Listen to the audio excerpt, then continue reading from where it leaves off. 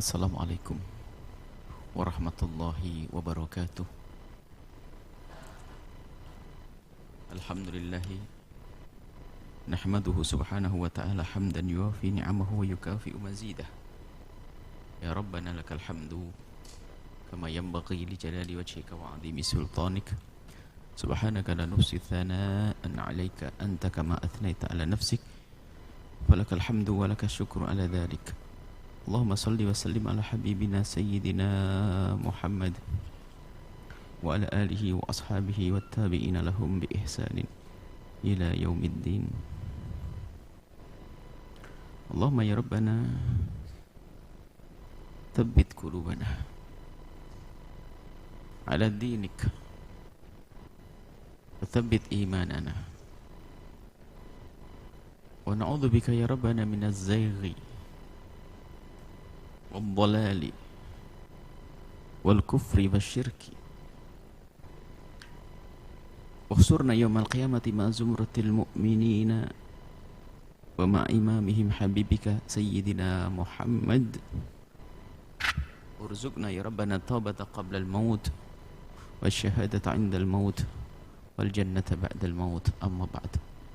Yang sangat kami cintai, kami muliakan para perindu ridha Allah dan para hamba-hamba terpilih di antara hamba yang lain, yaitu hamba yang diberi kesempatan oleh Allah memasuki bulan Ramadan dan menyibukkan diri dengan urusan kebaikan.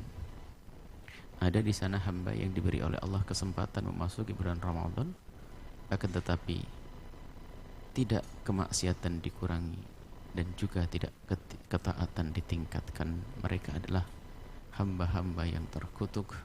Semoga Allah memberikan hidayah kepada siapapun yang di bulan ini belum bersemangat untuk meningkatkan kualitas kebaikan dan belum bersemangat meninggalkan kemaksiatan. Dan semoga Allah mudahkan kita di dalam melakukan ketaatan, di dalam kita berpuasa dan menghidupkan malam-malam Ramadan dengan ibadah, sehingga kita tergolong menjadi hamba yang minal aidina, kembali kepada Allah dengan pengampunan, wal faizina, yang beruntung dengan pahala berlipat ganda dan dibebaskan dari api neraka. Baik, kita di Zawiyah Duha ada kajian yang akan kita bersama-sama kaji, belajar yang ada hubungannya dengan keimanan, akidah, atau segala sesuatu yang ada urusannya dengan akidah, biarpun bukan urusan akidah tapi mengarah ke sana. Dan kita akan mulai dulu dengan kitab Aqidah Khamsin. Aqidah Khamsin kita mulai dengan membaca bismillah. Di sini ada bismillahirrahmanirrahim, mengikuti kebiasaan baginda Nabi kalau memulai sesuatu adalah dengan bismillah. Di saat beliau menulis surat, dengan bismillah. Al-Quran dimulai dengan bismillah. Kemudian setelah itu di kata pengantar kita membaca alhamdulillahi al-ahadi as-somad. Segala puji bagi Allah yang maha tunggal, tempat untuk mengadu. Alladzi lam yalid wa lam yulad, yang tidak melahirkan dan tidak dilahirkan. Allah tidak melahirkan dan Allah tidak dilahirkan. Walam yakun lahu kufuwan ahad, dan tidak ada bagi Allah sesuatu apapun yang menyerupainya. Kemudian kita membaca salatu wassalamu ala imamil muwahhidin. Salawat dan salam semoga terlimpah kepada imamnya ahli tauhid, wa akrami, dan paling mulianya, man hamba, atau orang, allamana, yang mengajarkan kepada kita bihifdzid dini, di dalam menjaga agama, yaitu Nabi Muhammad sallallahu alaihi wasallam, wa ala alihi, dan juga semoga salawat dan salam terlimpah kepada keluarga beliau, wa ashabihi, dan sahabat beliau, ahlil haqqi wal yakini, hamba yang benar-benar oleh Allah diberi keyakinan yang sesungguhnya dan berada di dalam golongan yang benar. Baik, kemudian kita akan memasuki langsung bab Bab yang pertama, Muqaddimah Akidah Asy'ariyah. Muqaddimah Akidah Asy'ariyah. Seorang muslim harus memperhatikan akidah yang diyakini. Yang diyakini banyak di dunia ini. Ada yang meyakini matahari sebagai Tuhannya. Ada yang meyakini bebatuan sebagai Tuhannya. Binatang sebagai Tuhannya. Unik sekali, binatang sebagai Tuhannya. Atau orang yang sama seperti dia sebagai Tuhannya, manusia. Itu adalah keyakinan. Maka di sana tentu ada keyakinan yang batil. Karena keyakinan yang batil dan keyakinan yang hak, keyakinan yang benar. Dan semua orang yang hidup punya keyakinan. Tidak ada yang tidak punya keyakinan. Meyakini adanya Tuhan atau sesuatu yang dianggap Tuhan. Hanya permasalahannya ada yang alamatnya benar, ada orang yang salah alamat. Alamatnya benar, kita menuhankan Allah yang Maha Tunggal. Yang salah alamat adalah menuhankan Tuhan selain Allah. Seorang muslim harus memperhatikan akidah yang diyakini. Itu yang kami tuliskan. Karena akidah adalah hal yang termahal. Jika mau dinilai, nggak bisa dinilai. Yang Allah karuniakan kepada hambanya. Dan akan menjadi tolak ukur keselamatan di dunia dan di akhirat. Jadi hadiah yang Allah berikan kepada hamba yang termahal adalah keimanan. Sehingga orang bisa mengetahui sebuah kebenaran tapi belum tentu bisa mengimaninya. Pada zaman Nabi ada manusia-manusia yang berada di sekitar baginda Nabi yang mereka melihat mukjizat baginda Nabi. Lembut perilaku Nabi, indah perilaku Nabi, lembut tutur kata. Dan kebenaran yang mereka yakini, tapi tidak menjamin itu semuanya menjadikan mereka beriman. Abu Jahal mengetahui tentang kebenaran Nabi dari apa yang diucapkannya. Karena sudah terbiasa dari kecil baginda Nabi tidak pernah berbohong. Dan mengetahui bahwasanya yang dibawa Nabi Muhammad ini bukan main-main. Sesuatu hal yang hak, yang benar. Tapi apakah itu semua membawa Abu Jahal dalam keimanan? Tidak. Tetap dalam permusuhannya kepada baginda Nabi. Kenapa? Karena tidak dipilih oleh Allah. Sebabnya apa? Ini masalah sebab. Sebab dia membenci orang yang diberi oleh Allah kebenaran, yaitu Nabi Muhammad sallallahu alaihi wasallam. Artinya orang mengetahui sebuah kebenaran belum jaminan kalau mereka akan menjadi beriman. Makanya hidayah dari Allah mahal. Baik, cara beriman yang benar itu bagaimana? Kita harus tahu cara beriman yang benar. Sebagus apapun sebuah tujuan, jika cara yang ditempuh untuk menggapainya itu salah, maka hasilnya pun akan salah. Tujuannya bagus, tapi caranya nggak benar, nggak akan sampai kepada tujuan yang sesungguhnya. Begitu juga bagi orang yang ingin mendapatkan ridho Allah beribadah. Ia harus memperhatikan cara di dalam meniti perjalanan untuk menggapai tujuan tersebut. Yaitu dengan amal-amal baik yang didasari dengan keimanan yang benar. Sesuai yang diajarkan oleh Rasulullah sallallahu alaihi wasallam. Oleh karena itu, sebanyak apapun amal yang dilakukan oleh seorang hamba, jika tidak didasari dengan keimanan yang benar, maka tidak akan diterima oleh Allah Subhanahu wa taala. Maka hal yang terpenting yang harus kita perhatikan terlebih dahulu adalah membenahi keimanan kita. Ini keimanan kita benahi. Alhamdulillah kita sudah menjadi orang muslim yang beragama Islam. Akan tapi bisa saja setelah kita bersyahadat yang benar, ya karena lingkungan, interaksi kita dengan bermacam-macam keyakinan bisa saja tertukar atau terpengaruh, sehingga seorang muslim mukmin ternyata berkeyakinan yang salah. Lisannya bersyahadat tapi keimanannya salah. Maka sebelum kita terus di dalam membenahi ibadah kita, maka yang perlu kita benahi adalah keimanan kita. Para ulama menyatakan bahwa cara beriman yang benar adalah dengan cara mengikuti ulama ahlus sunnati, ulama ahli sunnah wal jamaah aswaja.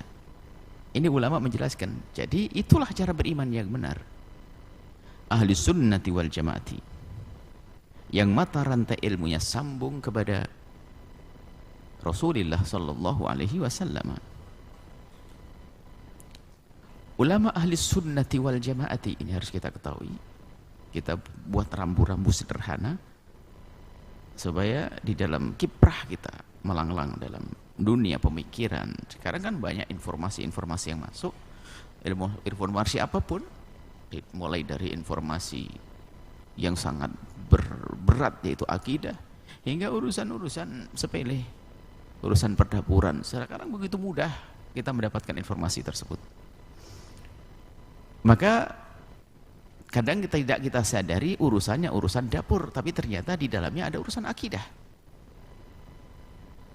Urusan-urusan pernikahan, tapi ternyata kadang di dalamnya ada keyakinan-keyakinan yang salah yang ada hubungannya dengan akidah. Maka kalau sudah kita punya rambu-rambu, nanti bisa kita sebagai alat untuk ngetes, sehingga kemanapun kita bawa untuk mendeteksi mungkin ada virus-virus yang merusak akidah kita di balik interaksi kita dengan orang di luar Islam sana. Baik, maka ada pondasi ulama ahli sunnah wal jamaah memiliki dua pilar. Ada pilar pertama, mencintai keluarga Nabi Muhammad sallallahu alaihi wasallam. Maka ciri yang harus terlihat bagi akidah yang benar adalah mencintai keluarga Nabi. Kalau mencintai Nabi Muhammad sudah jelas semuanya bersepakat. Karena pintu menuju Allah adalah Rasulullah. Kalau bicara tentang Al-Quran juga diturunkan kepada beliau. Maka setelah orang mengaku Islam di sini itu harus ada beberapa hal yang diperhatikan. Cirinya adalah diantaranya adalah pilar yang pertama adalah akidah tersebut mengajarkan kepada kita untuk mencintai keluarga Nabi Muhammad SAW. Yang kedua adalah pilar yang kedua, mencintai sahabat Nabi Muhammad SAW. Dua pilar ini menjadi tiang utama di dalam akidah yang dibawa oleh ulama ahli sunnati wal jamaati. Satu runtuh, roboh semuanya. Jika mencintai ahli bait tapi tidak mencintai sahabat, maka rusak, runtuh imannya. Mencintai sahabat tapi tidak mencintai ahli bait, runtuh keimanannya. Maka ini harus dihafal betul dan dirasakan. Ahli bait adalah keturunan baginda Nabi sallallahu alaihi wasallam. Sebab di lapangan ada kelompok yang mengaku mencintai ahli bait tapi mencaci maki sahabat Nabi. Itu bukan golongan yang benar. Atau ada yang mencintai sahabat Nabi tapi tidak peduli dengan ahli bait Rasulullah sallallahu alaihi wasallam. Maka itu bukan akidah ahli sunnati wal jamaati dan bukan akidah yang benar. Hati-hati. Kapan ada orang disebut Sayyidina Abu Bakar As-Siddiq ogah-ogahan, pasti berada di dalam lingkungan akidah yang salah. Di saat disebut Sayyidina Umar bin Khattab kok mereka ragu, maka ketahuilah itu pasti akidah yang salah. Biarpun pada akhirnya dia mengatakan, iya saya terima. Itu salah. Kenapa? Kalau disebut Sayyidina Abu Bakar, ahli sunnah wal jamaah langsung, karena itu orang mulia setelah baginda Nabi. Gimana Abu Bakar? Istimewa, langsung begitu. Kalau ditanya bagaimana pendapat tentang Abu Bakar Siddiq? Sudah sesat akidahnya. Kenapa harus berpikir orang hebat? Begitu juga orang yang katanya mencintai sahabat Abu Bakar, mencintai sahabat Uthman, mencintai sahabat Umar, tapi dia tidak bisa ditanya tentang ahli bait Nabi Muhammad, dzurriyyah Nabi. Dimulai daripada Sayyidat Fatimah Az-Zahra, Imam Ali, Sayyidina Hasan, Sayyidina Husain. Terus Sayyidina Imam Ali Zainal Abidin, terus.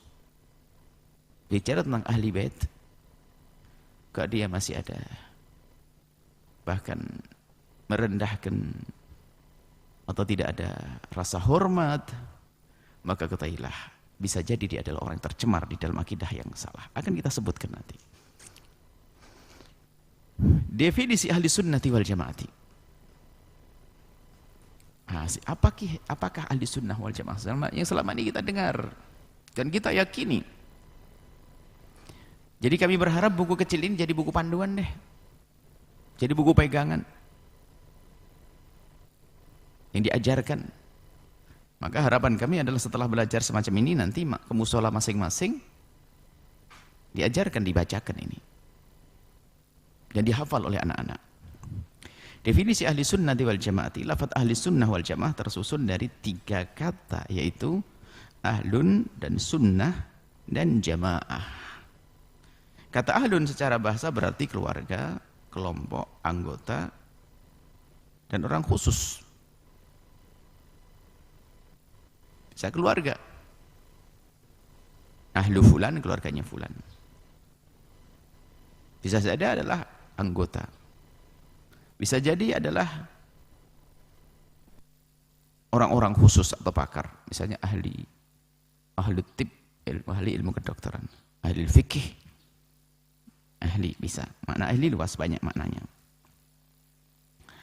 Itu secara bahasa. Adapun sunnah, kata sunnah secara lafaz berarti jalan atau cara. Bisa diartikan sunnah adalah tariqah, jalan. Itu secara bahasa. Adapun makna, definisinya tentunya berbeda. Bukan dari secara bahasa. Biarpun tentu ada sambungnya secara makna, tapi makna yang sesungguhnya dari ahli sunnah wal jamaah bukan makna keluarga, bukan makna tadi orang-orang khusus, bukan. Akan tapi ada definisi khusus. Baik, kita lanjutkan dulu masalah sunnah. Sunnah maknanya adalah thariqah atau jalan atau cara. Adapun sunnah menurut istilah dulu sebelum ahli sunnah wal jamaah. Sunnah sendiri secara bahasa adalah thariqah atau jalan. Jalan yang ditempuh, cara hidup. Tapi sunnah sendiri punya makna secara definisi ada. Menurut istilah adalah sesuatu yang terjadi pada Nabi Muhammad SAW berupa ucapan, perbuatan, ketetapan, dan segala sesuatu yang berhubungan dengan Nabi Muhammad adalah sunnah. Biasanya disebut oleh para ahli hadis. Ahli hadis mengatakan sunnah adalah apa yang diucapkan Nabi, yang dilakukan, yang disaksikan kemudian Nabi mengukuhkannya atau takrir. Kemudian ditambah lagi semua yang ada hubungannya dengan Nabi sunnah.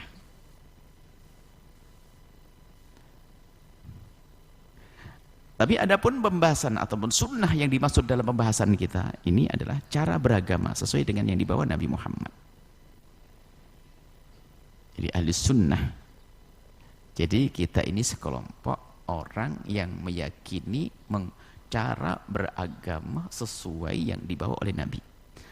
Jadi, dan para sahabatnya seperti yang disabdakan Nabi Muhammad SAW. Nah ini untuk mendefinisikan ahli sunnah kita rinci dulu. Ahlun apa? Man kana ala mithli ma ana alaihi wa ashabi. Jadi yang disebut ahli sunnah, ahli haq, orang yang berada dalam lingkup kebenaran adalah yang di dalam hidup mereka, di dalam menjalankan agama, hidup mereka di dalam menjalankan agama adalah man kana ala mithli ma ana alaihi wa ashabi. Orang yang dalam beragama itu seperti apa yang aku lakukan dan yang dilakukan oleh sahabat Nabi Shallallahu Alaihi Wasallam.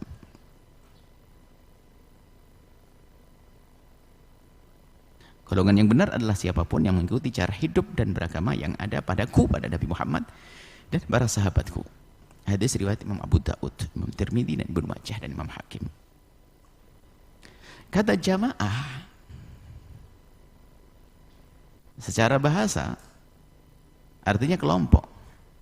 Maksud dari jamaah dalam pembahasan ini adalah kelompok yang mengikuti jalan petunjuk Nabi Muhammad dan para sahabatnya radhiyallahu taala anhum. Ini jamaah yang mengikuti Nabi. Itu adalah makna lafaz kalimat per kalimat, lafaz per lafaz. Adapun kalimat ahli sunnah wal jamaah menjadi laqab. Akan tapi setelah itu kalimat ahli sunnah wal jamaah bukan diartikan ahlun apa, sunnah apa, jamaah apa, bukan begitu lagi. Tapi ahli sunnah wal jamaah menjadi laqab atau nama untuk kelompok ahlul yaqi, ahlul haq, yaitu kelompok kebenaran. Jadi ahli sunnati wal jamaati ini sudah menjadi kelompok nama besar untuk kelompok yang mengikuti jalan kebenaran, yaitu kelompok yang di jalan kebenaran, yang berada dalam jalan kebenaran. Ahli sunnati wal jamaati dapat diartikan sebagai kelompok akidah yang benar. Ini mungkin bisa diartikan begini: ahli sunnah wal jamaah dapat diartikan sebagai kelompok akidah yang benar, yang berpegang kepada yang dibawa oleh baginda Nabi dan diteruskan oleh sahabatnya hingga sampai kepada kita di saat ini. Jadi ahli sunnah wal jamaah cara beragama atau kelompok berakidah yang berpegang kepada apa yang dibawa oleh Nabi kemudian diteruskan oleh sahabatnya hingga terus mata rantai ilmu itu sambung menyambung hingga hari ini. Itu ahli sunnah wal jamaah. Baik. Jadi selama ini kita apa sih ahli sunnah? Ahli sunnah kita kelompok yang mengikuti Nabi Muhammad dan dibawa oleh sahabat Nabi Shallallahu Alaihi Wasallam. Baik, sejarah singkat ini perlu.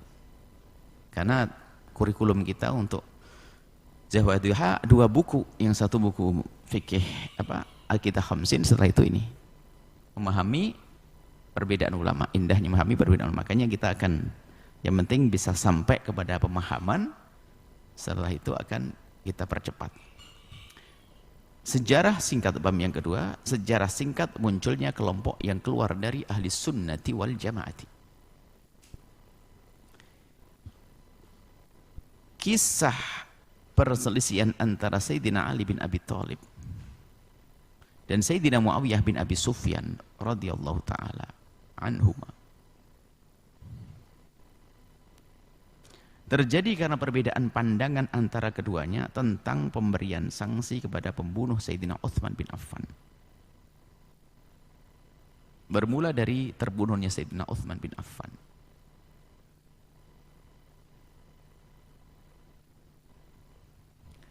Sayyidina Utsman bin Affan, beliau wafat dalam keadaan dibunuh oleh manusia-manusia yang terkutuk. Orang seperti itu dibunuh, dipenggal lehernya. Disebutkan bahkan begitu dipenggal lehernya dan kepala mulia beliau jatuh di mushaf yang lagi dibacanya.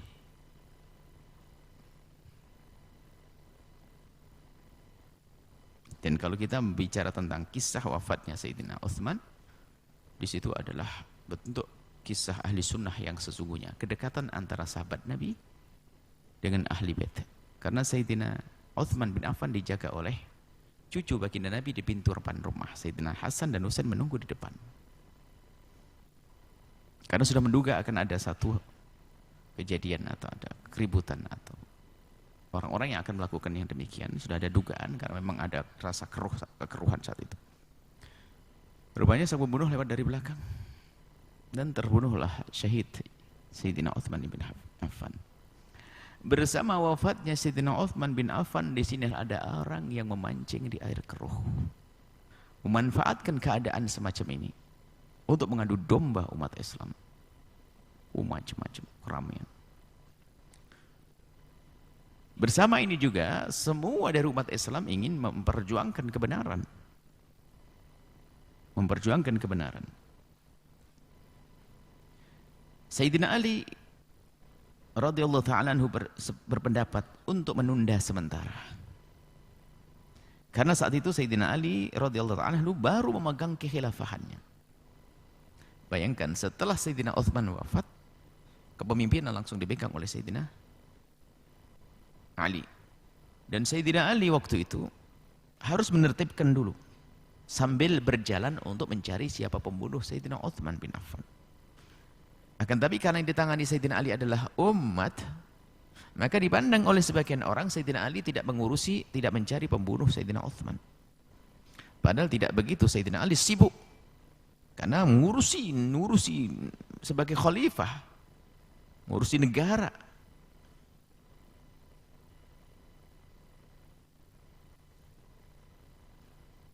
Dan menurut Sayyidina Ali ada hal yang dianggap lebih penting untuk diselesaikan terlebih dahulu.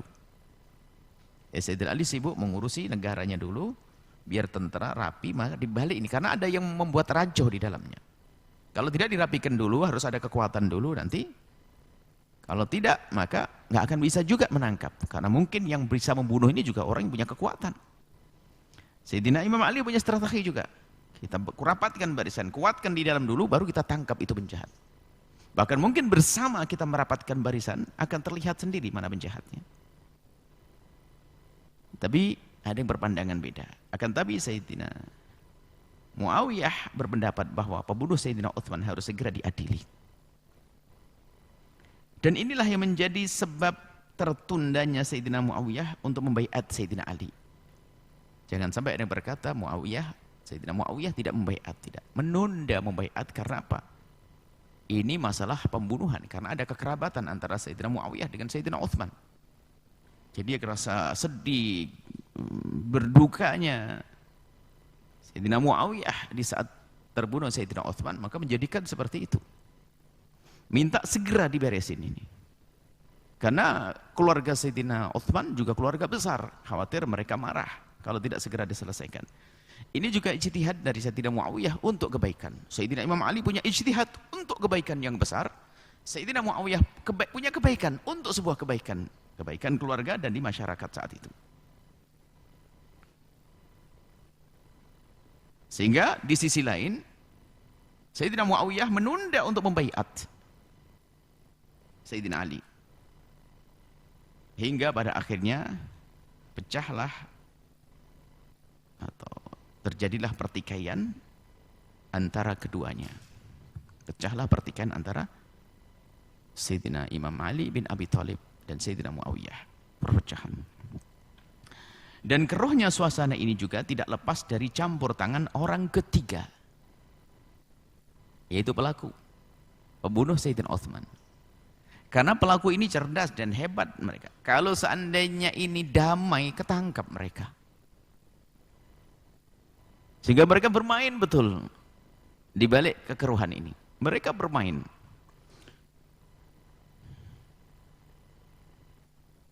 Ini kelompok ketiga yaitu kelompok pengadu domba yang tidak senang dengan kejayaan Islam. Orang munafikin yang menyusup ke dalamnya untuk membuat kerancauan. Dan telah menjadi dalang pembunuh Sayyidina Utsman. Yang mereka adalah dalang pembunuhnya, terbunuh Sayyidina Utsman. Langsung yang dibunuh adalah khalifah, bayangkan. Itu bukan nggak main-main ini, pasti sesuatu yang besar. Mesti suatu kelompok yang punya kekuatan. Dan Sayyidina Ali cerdas, menangani itu semua tidak gerutak-gerutuk begitu. Tapi Sayyidina Muawiyah dan yang bersamanya bukan juga dianggap salah, karena apa? Ini masalah yang bukan keluarga dari khalifah, mungkin biasa, sedih tapi tidak sebesar keluarga khalifah. Jadi beda cara memahami, cara rasa itu beda. Muawiyah dan yang lainnya rasanya rasa sedih banget, makanya sehingga menuntut yang seperti itu. Terjadilah perpecahan. Sekaligus menjadi sebab terjadinya perang Jamal nanti pada akhirnya. Karena setelah Sayyidina Muawiyah dengan Ali terjadi satu pertikaian yang luar biasa. Kemudian setelah itu juga terjadinya perang Jamal nanti. Perang Jamal, jadi antara Sayyidina Muawiyah dengan Sayyidina Ali terjadi pertikaian. Tapi ingat, yang terjadi di antara sahabat Nabi, kita harus berprasangka baik. Allah buat semacam itu sebetulnya untuk apa? Untuk pelajaran bagi kita.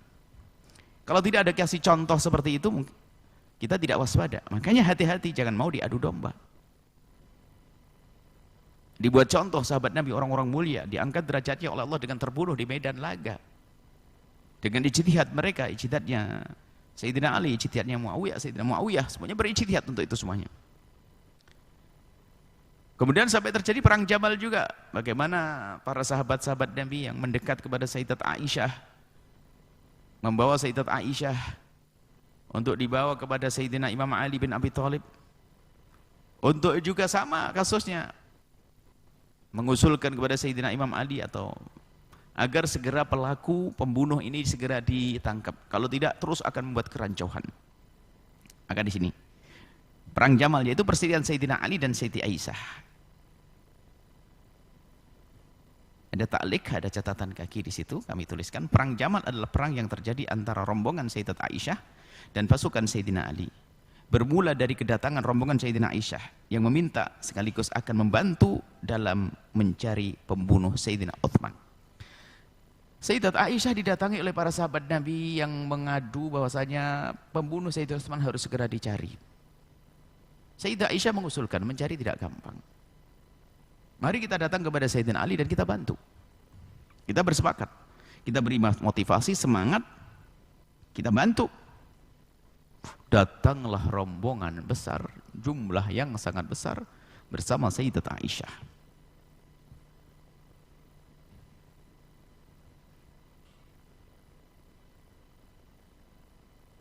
Akan tetapi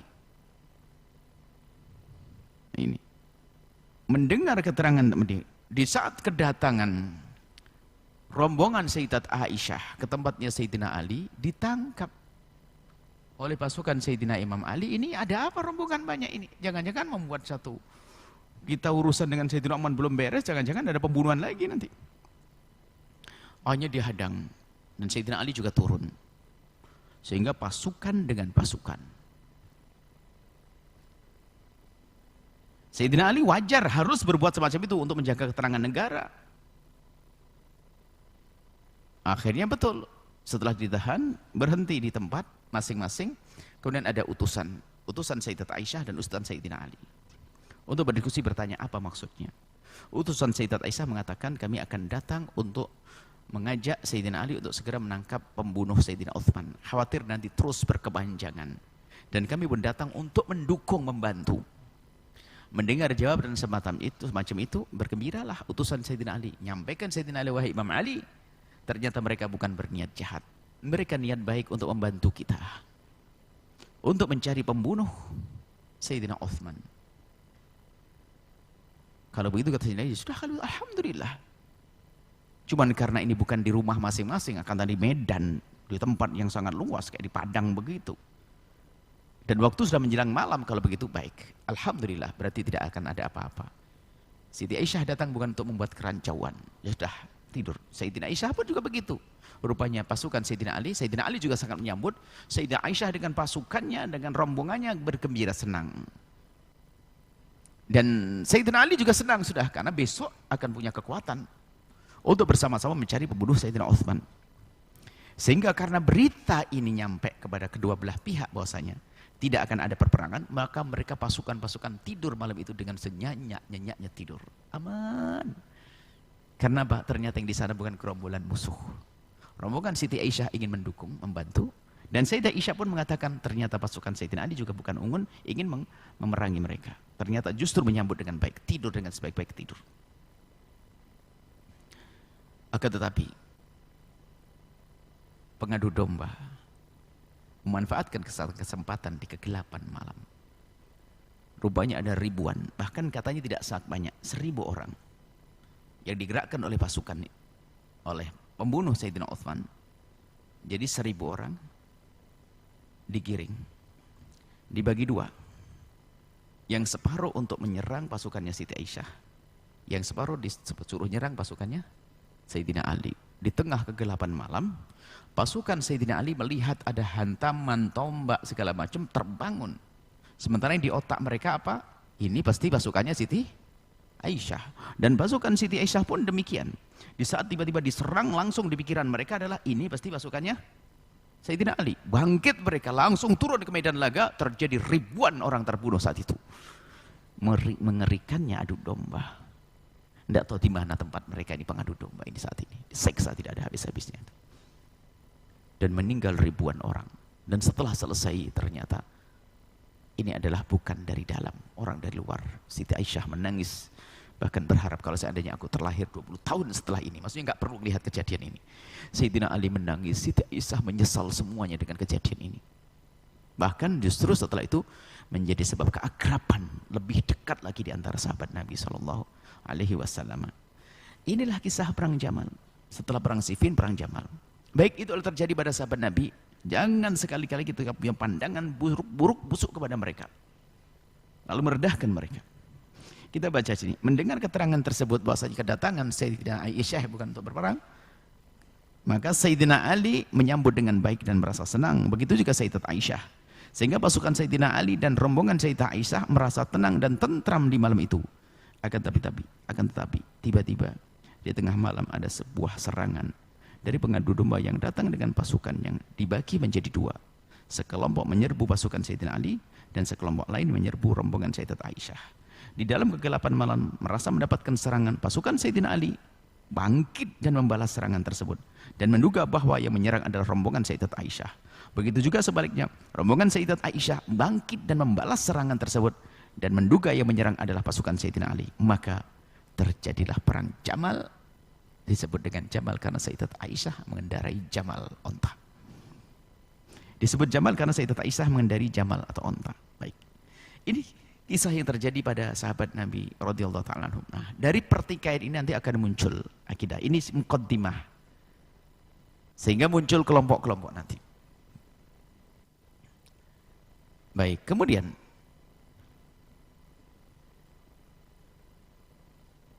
menurut musuh-musuh Allah, karena bersatunya Sayyidina Ali dan Sayyidina Muawiyah, dan juga Sayyidina Ali dengan Siti Aisyah akan mempermudah penangkapan pembunuh Sayyidina Uthman bin Affan, maka musuh-musuh itu membuat mereka berpecah diadu dengan bermacam-macam cara, sehingga terjadi perang Siffin, kemudian perang apa, sehingga terjadi perang Jamal ini yang paling, dan sebelumnya adalah perang Sayyidina antara Sayyidina Muawiyah dengan Sayyidina Ali bin Abi Thalib, Masya Allah. Perselisihan antara Sayyidina Ali dan Sayyidina Muawiyah diakhiri dengan akad damai antara keduanya yang disebut dengan tahkim. Tahkim damai. Akad damai, berdamai. Artinya nggak perlu lagi melanjutkan peperangan. Akan tetapi akad damai tersebut tidak serta-merta diterima oleh kelompok yang ingin mengadu domba. Dalam akidah Ahlussunnah wal Jamaah tidak diperkenankan mencaci dan meremehkan. Nah, ini. Jadi artinya akad damai itu tidak diterima oleh orang yang ingin mengadu domba. Sebab damainya Sayyidina Ali dengan Sayyidina Muawiyah itu bahaya bagi pembunuh Sayyidina Utsman. Baik. Dalam akidah Ahlussunnah wal Jamaah tidak diperkenankan mencaci dan meremehkan siapapun di antara Sayyidina Ali dan Sayyidina Muawiyah. Karena kejadian itu merupakan ijtihad mereka menjadi sebagai sahabat Nabi. Mereka ijtihad dengan itu semuanya.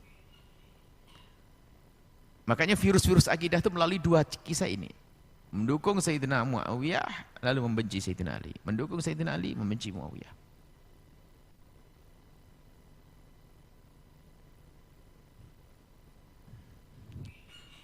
Sejak saat itulah muncul beberapa kelompok.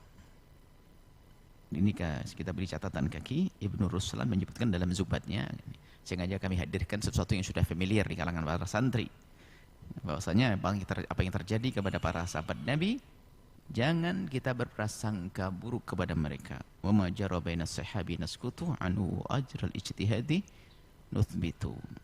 Apa yang terjadi kepada sahabat Nabi, diam, jangan banyak komentar, hati-hati. Akan tapi kita tetap khusnudzon bahasanya mereka itu berijtihad dan mendapatkan pahala dengan ijtihadnya itu. Maka sejak saat itulah muncul beberapa kelompok yang menjadi benih kesesatan dalam berakidah. Lah ini perlu kami hadirkan. Jadi setelah itu, sesaat itu mulai muncul kelompok-kelompok. Pertama adalah Ar-Rafidhi. Ada disebut dengan Rafidah. Yaitu kelompok yang mengaku sebagai pendukung Sayyidina Ali. Mendukung Sayyidina Ali, benar, hak kita mendukung Sayyidina Ali. Akan tapi di balik itu ada apa gitu loh. Mereka mengaku mendukung Sayyidina Ali, mereka mengaku mendukung dan membela Sayyidina Ali, tetapi dalam kenyataannya mereka membenci dan membuat permusuhan dengan para sahabat Nabi. Ciri khas mereka adalah mengaku mencintai Ahlul Bait, tetapi membenci sahabat. Rafidhi.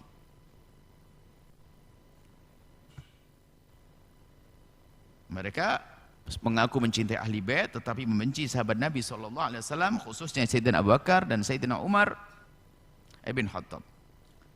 Golongan ini juga dikenal dengan sebutan Syiah. Syiah. Golongan ini juga dikenal dengan sebutan kelompok Syiah. Mungkin pernah mendengar istilah Syiah, yang termasuk golongan sesat dan menyesatkan. Syiah juga berkelompok-kelompok dan tingkat kesesatan mereka berbeda-beda. Ada yang mengangkat Sayyidina Ali sampai derajat ketuhanan, ada yang mengangkat Sayyidina sampai derajat kenabian, dan ada juga yang mengutuk dan mengkafirkan sahabat Nabi. Jadi ada yang sampai mengangkat sebagai Tuhan, jelas di kalangan Syiah pun juga ditolak ini, mengaku Syiah Ali.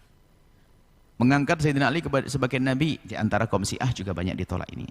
Tapi yang rata-rata adalah Syiah yang banyak adalah Syiah menganggap Nabi sebagai Nabi, bukan Tuhan. Mengangkat Sayyidina Ali bukan Nabi juga, tapi mereka membenci sahabat Nabi. Nah, ini kelompok Syiah yang membenci serta mengutuk sahabat Nabi, khususnya Sayyidina Abu Bakar Siddiq dan Sayyidina Umar. Inilah yang saat ini ada di dan tersebar di Indonesia. Jadi yang banyak di Indonesia adalah kelompok ini. Mereka tidak mengangkat Sayyidina Ali sebagai Nabi, apalagi mengangkat sebagai Tuhan, tapi mereka membenci sahabat-sahabat Nabi, termasuk sahabat-sahabat besar seperti Sayyidina Abu Bakar dan Sayyidina Uthman dan Sayyidina Umar. Dan kelompok ini yang juga disebut dengan Syiah Imamiyah atau Syiah Itsna Asyariyah, dengan meyakini dengan 12 imam. Padahal 12 imam itu kalau kita sebut satu demi satu adalah imam kita juga. Imam Hasan imam kita, Imam Husain imam kita, Imam Ali imam kita, Imam Ja'far Shadiq imam kita, Imam Muhammad Al-Baqir imam kita, Imam Ali Uraidi imam kita, semua imam kita. Hanya mereka mengaku itu imam mereka. Seandainya mereka cukup mengatakan itu imam, tapi dengan sahabat Abu Bakar tidak ada masalah, sama dengan kita, nggak ada beda. Permasalahan mereka mengakui mereka sebagai imam, kemudian mencaci sahabat Nabi SAW, kemudian menyifati imam dengan sifat-sifat yang hanya boleh diberikan kepada para nabi, yaitu maksum. Ada Syiah Itsna Asyariyah atau Syiah Imamiyah, atau kadang disebut dengan Syiah Ja'fariyah. Tidak kita sebut di sini mungkin. Syiah Ja'fariyah, Imamiyah atau Itsna Asyariyah.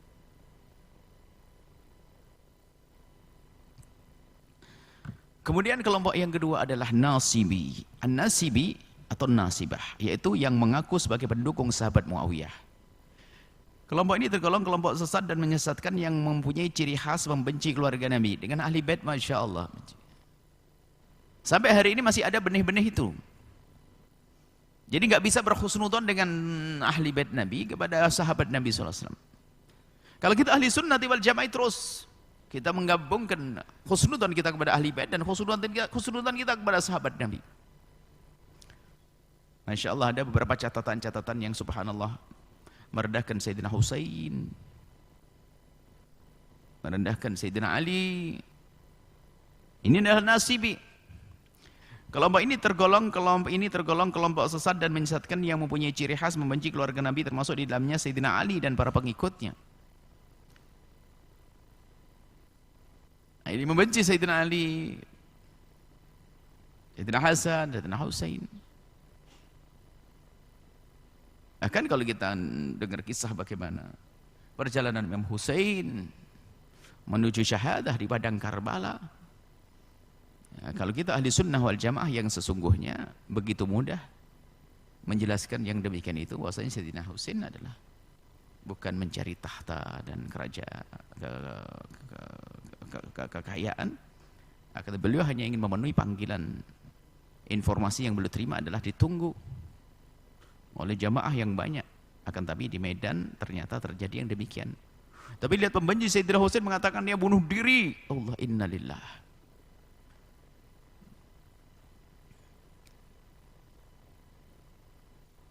Begitu juga pendukung Sayyidina Husain mengatakan yang bunuh adalah ahli sunnah wal jamaah.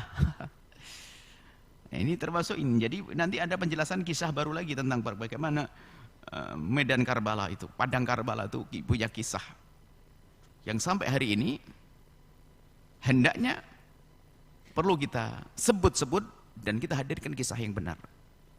Akan kita mencoba hadirkan dalam satu perjalanan, satu kisah, satu momen waktu itu adalah merajut cinta dengan Imam Husain di padang Karbala. Kita ingin menjelaskan bagaimana kisah Imam Husain.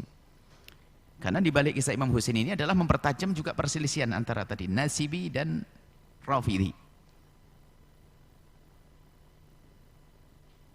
Baik. Nasibi membenci ahli bait. Kemudian yang ketiga adalah Al-Khariji Khawarij. Ini bibit. Al-Khariji Khawarij. Yaitu kelompok yang keluar dari dua kelompok di atas. Selain daripada kelompok Nasibi Kharij Rafidhi, selain daripada kelompok Syiah dan kelompok Nasibi, ada namanya kelompok Khariji atau Khawarij. Yaitu kelompok yang keluar dari dua kelompok di atas. Kelompok ini justru membenci keduanya dan membenci siapapun yang ikut dalam kesepakatan damai dengan cara tahkim.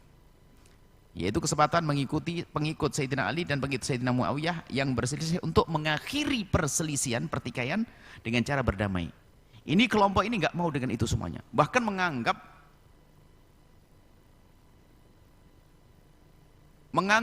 orang-orang yang berperan di dalam tahkim itu sebagai orang yang harus dibunuh. Target pembunuhan mereka. Ada Sayyidina Ali dengan Sayyidina Muawiyah. Sayyidina Ali dan Muawiyah. Ada Amr ibn al-As dan Abu Musa al-Ash'ari, 4 orang. Sayyidina Ali, Sayyidina Muawiyah. Sayyidina Amr ibn al-As, wakil Sayyidina Muawiyah. Abu Musa al-Ash'ari, wakil daripada Sayyidina Ali. Jadi wakilnya dua ini berdiskusi untuk membuat damai. Sayyidina Ali, ada Sayyidina Muawiyah. Jadi 4 ini target pembunuhan di hari itu, di malam itu. Semuanya gagal, hanya Sayyidina Ali yang terbunuh. Subhanallah, begitulah keadaan Khawarij. Khawarij ini adalah ngaku Islam, bahkan dia punya ciri adalah sangat dekat dengan Al-Quran secara zahir, bukan dengan hati yang sesungguhnya. Menghafal Quran, bahkan kalau membaca gayanya menangis. Kelompok Khawarij menolak kesepakatan damai tersebut karena dianggap melanggar Al-Quran, sehingga mereka memprovokasi kaum muslimin, khususnya para menghafal Quran. Penghafal Quran dikumpulin. Quran dilanggar nih, tidak ada hukum kecuali Al-Quran ini kok ada hukum kesepakatan Sayyidina Ali, kesepakatan Ali dan Muawiyah? Enggak. Bahwa Sayyidina Ali dan Muawiyah telah keluar dari Al-Quran dan tidak ada jalan kebenaran bagi kaum muslimin kecuali kembali kepada Al-Quran. Gayanya Al-Quran. Makanya dikit-dikit Al-Quran, dikit-dikit Al-Quran, dikit-dikit Al-Quran untuk memenggal leher saudaranya. Ini bibit-bibit ekstremisme yang muncul pada zaman itu. Jadi pemikiran-pemikiran ekstrim itu dari sini. Jadi Khawarij nanti, biarpun dia orang besar, tapi kalau dia berbeda, langsung dianggap kafir. Layak disembelih, dipenggal lehernya, ya dibom kalau bisa. Ya itu udah jadi pengebom-pengebom itu ya. Jadi penganut Khawarij, biarpun dia tidak mengakui Khawarij. Kenapa? Yang berbeda langsung harus dibunuh. Padahal sesama ahli sujud. Apalagi seorang besar seperti Imam Ali, yang diberi kabar gembira oleh Rasulullah sebagai ahli surga minal asyrah al-mubasysyirina bil jannati, 10 orang yang mendapatkan kabar gembira akan masuk surga. Sayyidina Imam Ali dibunuh. Kurang apa?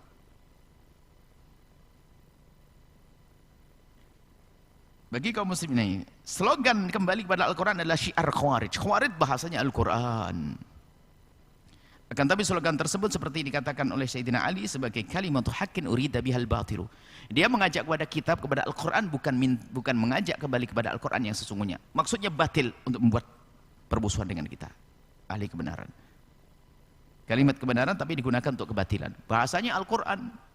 Zaman ini juga itu bahasanya Al-Quran hadis, Quran hadis, Quran hadis. Sehingga yang tidak dengan Al-Quran hadis dipangkas. Memang benar begitu. Cuman dia tidak paham betul Al-Quran, tidak paham begitu hadis. Akhirnya setiap orang yang berbeda dipangkas. Ini ahli neraka, ini syirik, ini bid'ah, segala macam. Itu juga Khawarij baru itu. Seolah-olah yang lain tidak pernah berpegang dengan Al-Quran. Ajib. Ini kan seolah mengatakan apa Al-Quran ini? Kelompok Khawarij ini. Bukan seperti Imam Syafi'i, bukan seperti Imam Abu Hanifah, bahkan bukan seperti ulama. Seperti Imam Ali dianggap tidak dengan Al-Quran. Ini kan kok apa? Siapa yang berani mengatakan lebih alim daripada Imam Ali setelah Sayyidina Abu Bakar dan Utsman? Orang terbaik setelah Rasulullah adalah Sayyidina Abu Bakar, Sayyidina Utsman, Sayyidina Ali. Sayyidina Abu Bakar, Sayyidina Umar, Sayyidina Ali. Lah kok dibilang sebagai orang yang nggak kenal Al-Quran, tidak dengan Al-Quran, ya apa? Kekurang ajaran apa lagi melebihi dari ini? Lah kalau orang seperti Sayyidina Ali saja oleh kaum Khawarij dianggap tidak dengan Quran, Ya, sangat mungkin jika pengikut Khawarij hari ini mengkafirkan, menyesatkan, menganggap sesat orang-orang ulama-ulama hari ini. Bid'ah, sesat, kafir. Itu adalah yang membid'ah, sesat adalah orang Khawarij baru, new Khawarij. Hari ini, lihat, ada pengeboman. Bagaimana di masjid ada orang dibom? Gimana ini?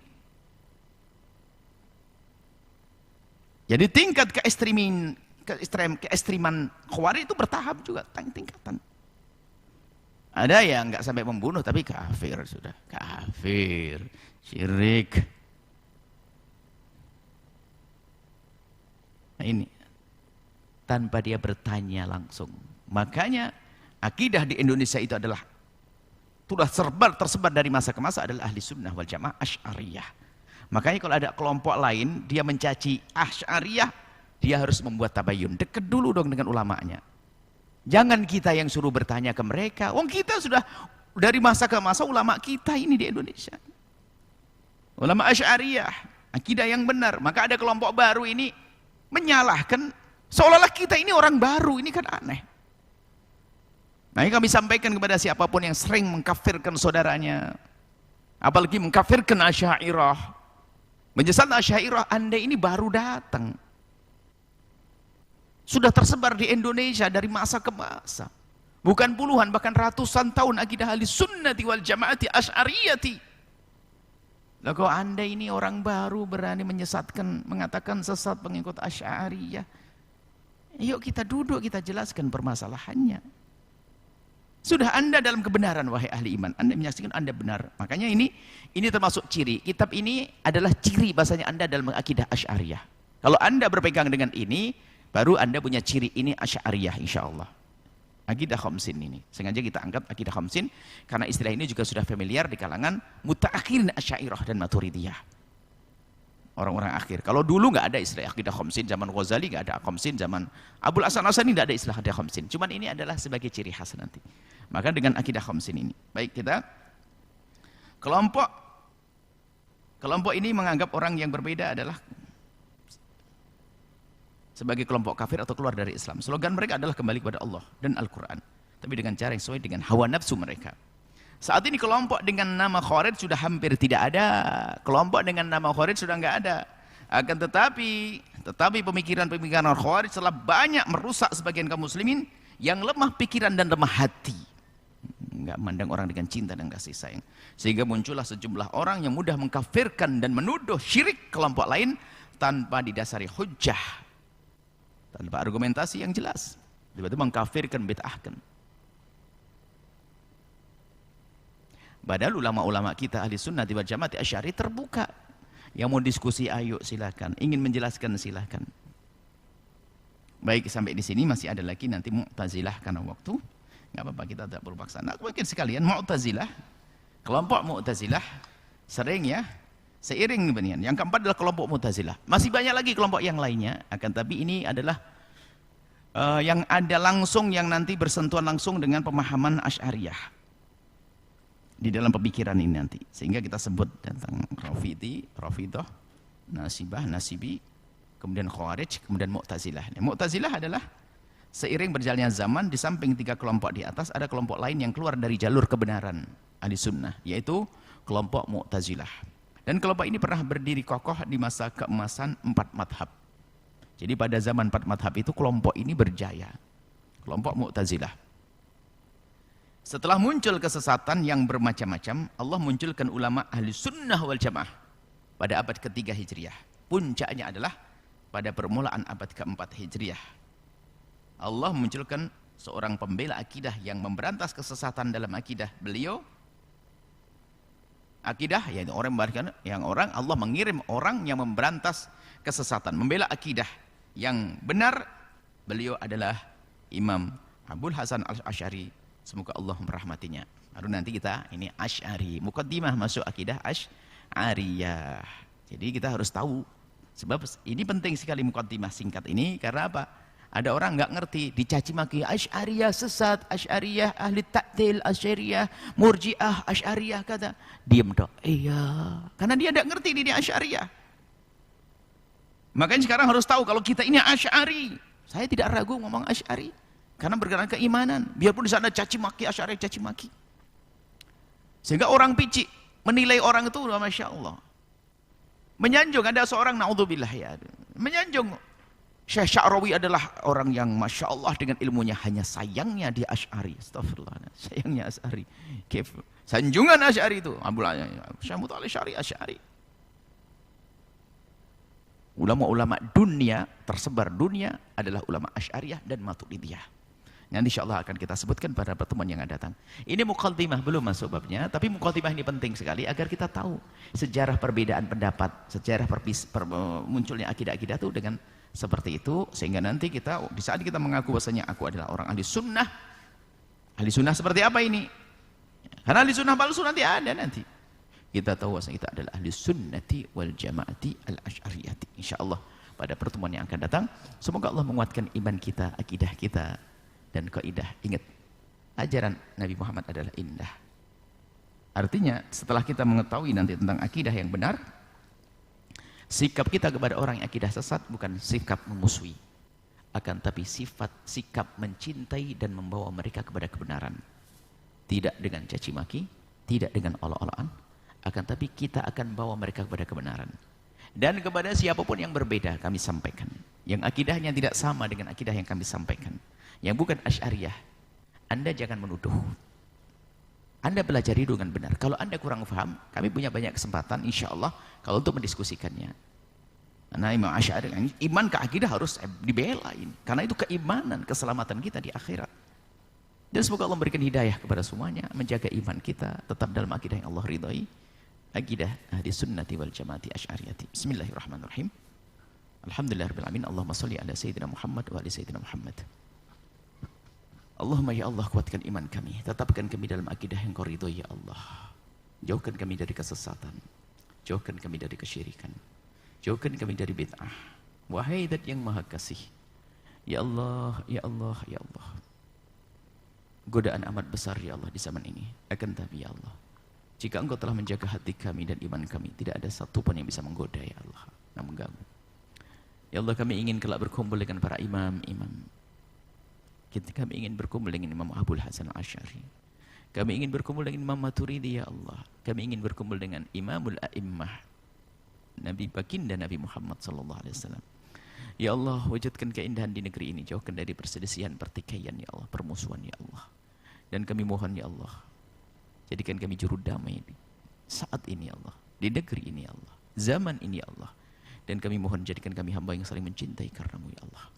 Panjangkan umur kami dalam ketaatan serta sehat walafiat. Ampuni orang tua kami dan guru-guru kami. Jaga rumah tangga kami, keluarga kami, santri kami, masyarakat kami. Dan kami mohon berikan kepada kami semua husnul khatimah, mati dalam keadaan iman. Dan kami mohon ya Allah, jadikanlah ucapan kami di akhir hayat kami kelak. Saat Engkau hendak mencabut nyawa kami ingin saat itu ya Allah, hati dan lidah kami mampu mengucapkan kalimat agung dan mulia. La ilaha illallah Muhammadur Rasulullah. La ilaha illallah Muhammadur Rasulullah. La ilaha illallah Muhammadur Rasulullah sallallahu alaihi wasallam. Rabbana atina fid dunya hasanah wa fil akhirati hasanah wa qina adzabannar. Wa sallallahu ala sayyidina Muhammadin wa ala alihi wasallam. Alhamdulillahirabbil alamin. Al-Fatihah.